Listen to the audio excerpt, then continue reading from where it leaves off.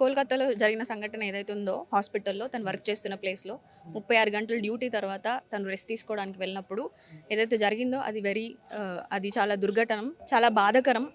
నన్ను నేను ఆ ప్లేస్లో పెట్టయితే చూసుకోలేను, నా ఫ్రెండ్స్ ఎవరిని కూడా ఆ ప్లేస్లో పెట్టి చూడలేను. అలాంటి సిచ్యువేషన్ అది.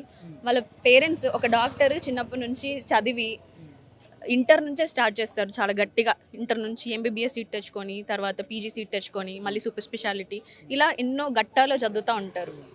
అలా అన్ని సంవత్సరాలు కష్టపడి చదివి తన ఆ స్థితికి వెళ్ళి ఇప్పుడు పీజీ సెకండ్ ఇయర్ చేస్తుంది. 31 సంవత్సరంలో మొత్తం తన లైఫ్ అంతా ఆల్మోస్ట్ చదువు కోసమే డెడికేట్ చేసింది. అలాంటి లైఫ్ లీడ్ చేసిన తర్వాత కూడా చివరికి తను అలాంటి మరణం పొందాల్సి వచ్చింది. చాలా దుర్ఘటనం. రేప్ చేయబడి, మర్డర్ చేయబడి, మళ్ళీ దాన్ని మళ్ళించి దారి తప్పించి ఎన్నో జరిగాయి. అవి చాలా మనసుకు తీసుకోవడానికి కూడా అందరికీ చాలా కష్టంగా ఉంది.